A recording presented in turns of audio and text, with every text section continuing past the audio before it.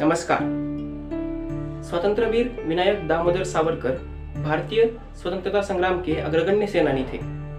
उनके घर से ही उनमें देशभक्ति के बीज बोए हुए थे।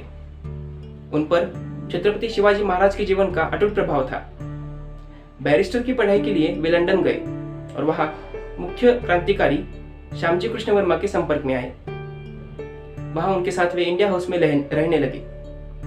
वर्मा जी के पेरिस चले जाने के बाद इंडिया हाउस का सारा कार्य सावरकर जी ने ही संभाला। लंदन आने वाले नवयुवक विद्यार्थी तथा भारतीय क्रांतिकारियों के लिए वे एक प्रेरणा स्रोत बन गए थे। वे उनके लिए इंडिया हाउस में कार्य करते थे और उनमें क्रांति का अलग जगह रखते थे। इंडिया हाउस के माध्यम से उन्होंने अनेक क्रांतिकारियों को भारत में क्रांति के कार्य करने के लिए भेजा। 1907 में 1857 के समर की स्वर्ण जयंती उन्होंने बड़ी धूमधाम से बनाई। भारत का प्रथम स्वतंत्रता संग्राम ऐसा नामक उन्होंने पुस्तक लिखा, जिसे ब्रिटिश सरकार ने बाद में जब्त कर लिया, परंतु उस पुस्तक के माध्यम से अनेक क्रांतिकारी प्रेरित होने लगे। उनके कहने पर ही सेनापति बापट रशिया गए और वहां पे बम बनाने की विधि उन्होंने प्राप्त कर ली। उसे भाषांतरित करके उन्होंने भारत भेज दिया, जिससे क्रांतिकारियों को एक नया शस्त्र मिल गया।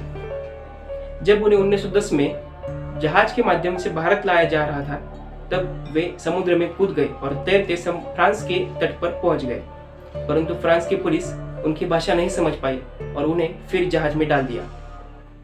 भारत लाकर उन पर कई मुकदमे चलाए गए। अनेक हत्याकांडों में उनका संबंध जोड़ा गया और इंग्लैंड के राजा के विरुद्ध युद्ध पुकारने के गुनाह में उन्हें 50 साल की काला पानी की सजा सुनाई गई। इनकी इस सजा के तहत उन्हें अंडमान के सेलुलर जेल में डाल दिया गया।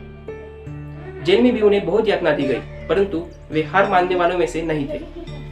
जेल में उन्होंने अनेक कैदियों को सुसंस्कृत करने के लिए अनेक प्रयास किए।